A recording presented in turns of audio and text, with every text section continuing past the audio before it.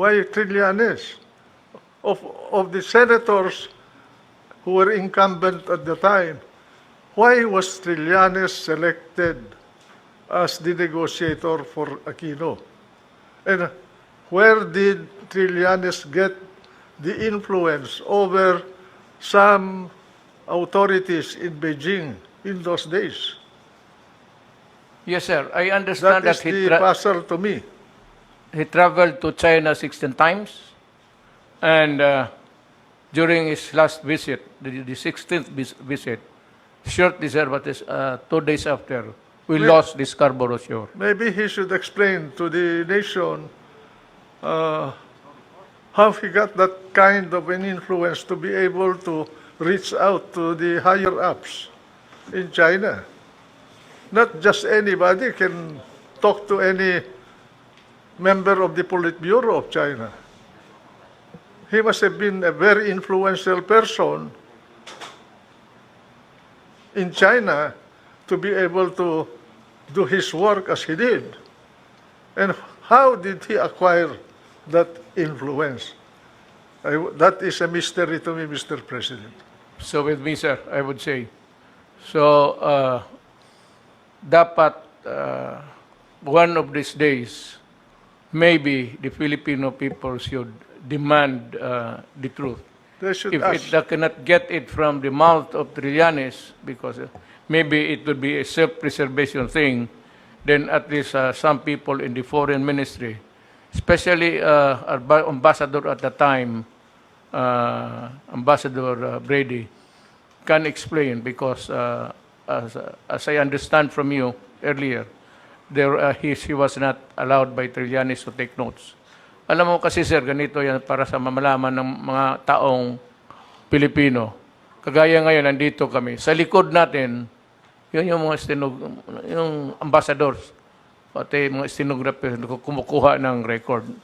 So maybe I learned from you earlier na Trillanes did not allow him to take notes.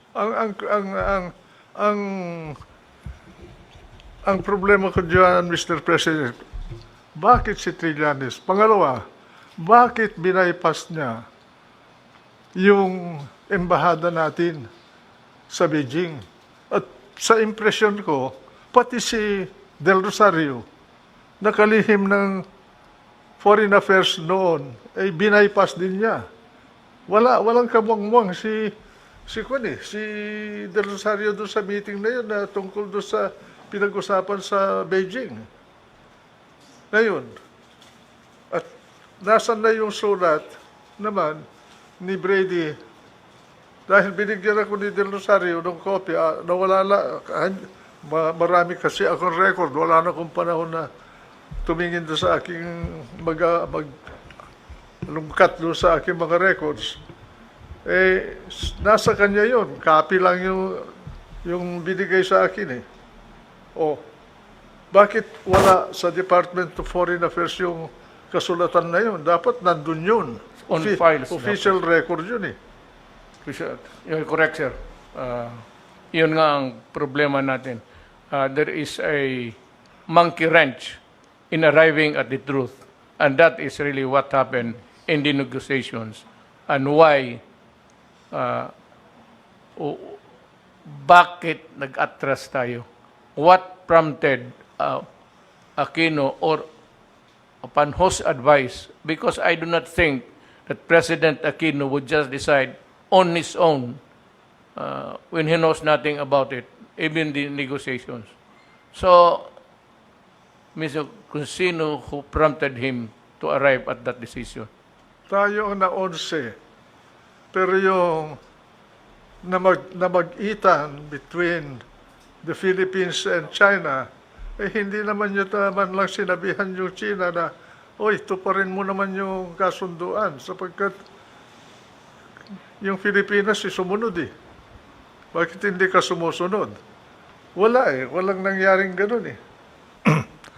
Unang-una, kung basahin mo yung Mutual Defense Treaty, ang sinasakop lang nung kasunduan natin sa Amerika ay kung may atake sa ating mga fighter planes o ating mga barkong pandirigma sa Pasipiko, saka lang pwede nating gamitin yon. Pero ang sinabi ng Amerika sa amin nung pinag-uusapan namin yung amendment ng Military Bases Agreement, revision ng Military Bases Agreement, si Kissinger mismo ang kinausap ko, at saka si Rumsfeld, who was my counterpart. And later on, Armitage also, when he was here to negotiate for the extension of the military bases. Sabi nila, yung West Philippine Sea or South China Sea is not a part of the treaty area of the Mutual Defense Treaty. Kung may mangyari sa West Philippine Sea between China and the Philippines, hindi natin magagamit yung Mutual Defense Treaty. Although, pagkausap mo ang mga opisyalis ng Amerika, sasabihin, we will help you, we will protect you, we will come to your rescue. But when the nitty-gritty is there, hindi natin maasahan yan. Kaya, dapat, kausapin natin ng Amerika kung gusto nilang baguhin yung Mutual Defense Treaty. So, para kagaya ng NATO, automatic action ang gagawin nila kung talaga na pagkaroon tayo ng problema sa mga ibang bansa dito sa ating kapaligiran. Palagay ko, hindi sila papayag niyan.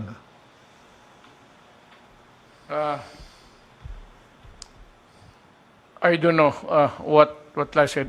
I'm just a few months away from my presidency.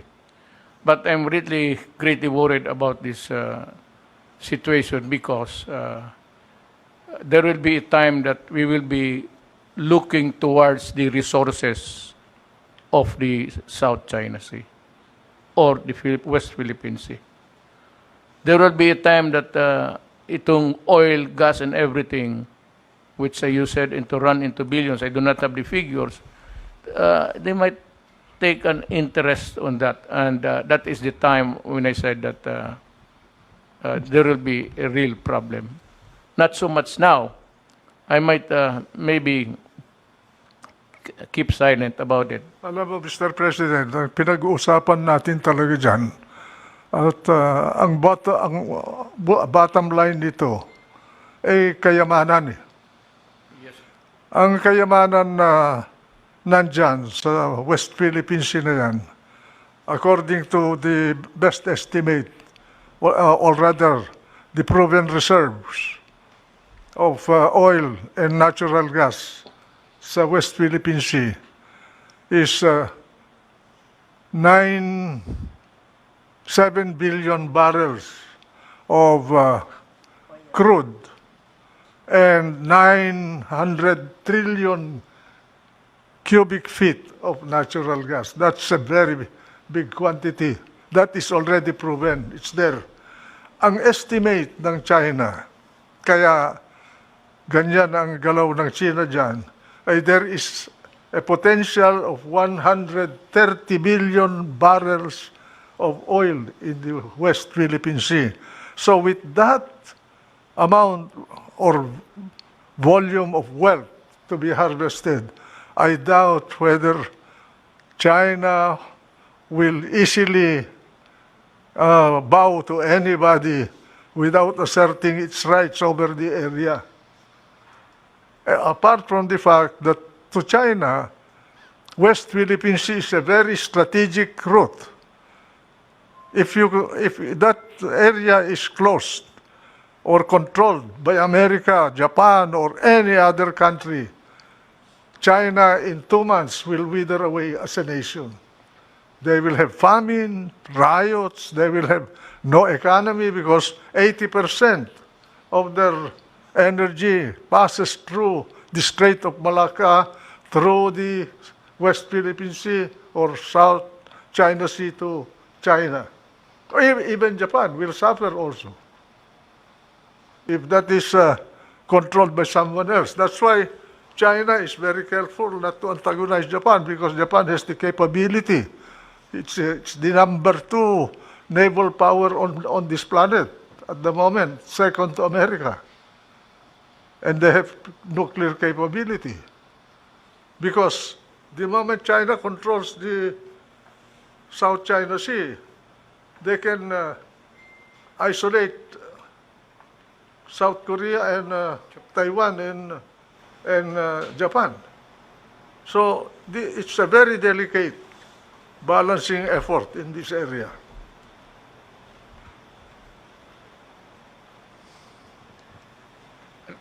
Alam mo, sir, I really see the problem, a serious problem in our hands.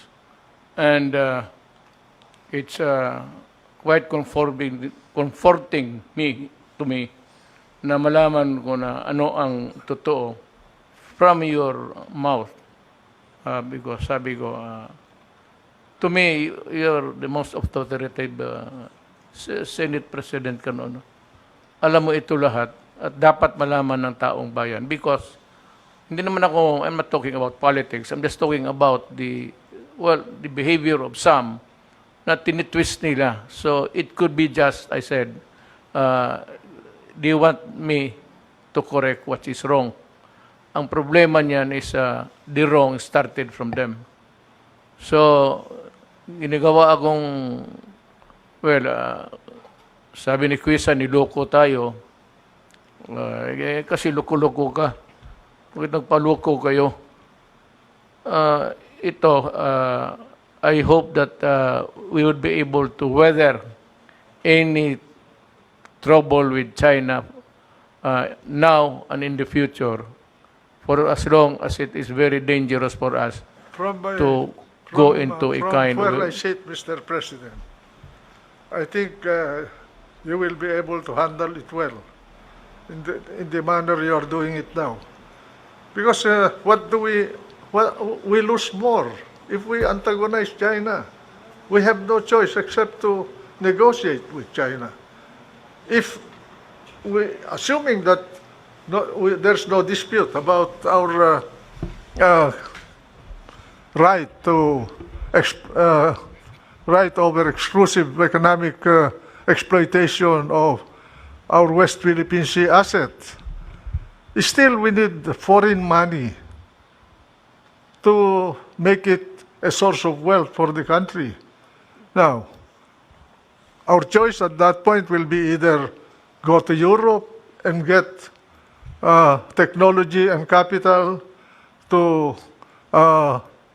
explore and exploit the energy resources of our economic zone in West Philippine Sea, or deal directly with China. China is one of the best energy explorer now on the planet. In fact, I read some books which says that China now in engineering almost surpassed MIT in the quality of their graduates. Massachusetts Institute of They are Technology. very advanced already. So I think that as far as I'm concerned, we will not gain anything by antagonizing China. I'm not pro-China. I do not have any interest in China. But as a Filipino, I will take this position to protect my countrymen, to protect our core territory, to protect our economy. Maybe we can get better by talking with China instead of being aggressive. I do not know if it was made clear to us at that time, but in none of my many visits to China, there was a talk, but it was not really translated into a concrete agreement that maybe China and the Philippines can exploit the resources in the seabeds together. This was not clear to me at the time. It might be into the present agreements now below, but as an agreement between heads of state, there was no guarantee. It's the companies down below. But when it comes to a matter of the interest of a country, you can always disregard everything down, and you have to protect yours first. Mr. President, China is involved in energy development and production in Africa, in many parts of Africa. I think they're in that former colony of Portugal there. Ghana? Ghana? No. That's in the western side of Africa. And then they're also in Nigeria. They have plenty of interest in Africa. Why can't we not deal with them, with China? We are in this region. Realistically, we cannot ignore China. We have to deal with China. Instead of making China as a foe or irritate China, why don't we befriend China without surrendering our rights? We befriend China because we are Orientals. We understand each other. Eh, yung malampayo lang, hindi natin alam kung totoo yung mga ginagawa na kasosyo natin dun eh. Eh, that's yun. Well, maybe I will just ignore my critics. That's the best thing, Mr. President. So to Pabayaan mo na lang sila derail na me magnanakaw. from my official duties, and I will just say that well, after talking to Senator Enrile, you guys have become irrelevant to me. After all, Mr. President, you're only responsible to the Filipino people. Correct, sir. Yes, sir. And you're not responsible to any specific person for your foreign policy. Yes, sir. Yours is to protect the interest of the nation and its people in the best way you can. Sir, you know, it's noteworthy to say that. Alam mo, they used to drive fishermen away, fisher folks, along the coastal ranges of the Philippines. Nung nagtapos kami, sir, na nag-usap, in mga visits ko sa China, they allowed fishing. So they were allowed to enter, except in some prohibited areas, especially the lagoon there, in the middle of the sea. Hinahayaan na lang muna na inana nila tayo. They never did anything that was provocative or anything punitive against our fishermen. I don't know now, because maybe the line is becoming clear that we are more, not really forceful, but a little bit stronger now in our dealings with them. But I would like to assure, I said to China, I assure you guys that nothing of a sort of a placing their arms against you. Even if we put our entire Navy SEALs there, we will not start a war because we cannot afford it. I was just being frank to everybody. And China understood us. And that is why there's no, I said when the pandemic started, I knew right away the problem. The problem is we do not have it. We do not manufacture it. So I called President Xi. Sabi ko sa kanya na Mr. President, we do not have the resources. We have not reached that sophisticated level of technology to do a mass manufacture of vaccines right away, and even to find one. Sabi ko, wag mo lang kaming kalimutan. And he said, yes, of course, we are friends. So he said, I'll send you. So the first vaccines that arrived in the Philippines were donated by China. And now these idiots in the other side, para bang sinasabi, lumunod, I kneel down before China because of I asked help from China. So I said, look, Sa totoo lang, Mr. President, kagaya nung sinabi ko na pag kung titingnan ninyo, ang China, ang kino-question lang niya sa atin, yung claim natin doon sa West Philippine Sea. They do not question yung core territory natin na binakuran na natin under the UNCLOS. Rine-recognize nila yan. Pati yung Denham Rice, hindi nila pinagkikialaman yun. Sapagkat sa kanilang paningin, against everybody on this planet, they discovered all of these islands themselves ahead of time, just like the Europeans discovering Asia and Western Hemisphere in the past. Yun ang kanilang position. Kaya, we leave the problem there and then talk to them friendly in order that we can get a better deal with China. We have to deal with China. We cannot afford to antagonize China.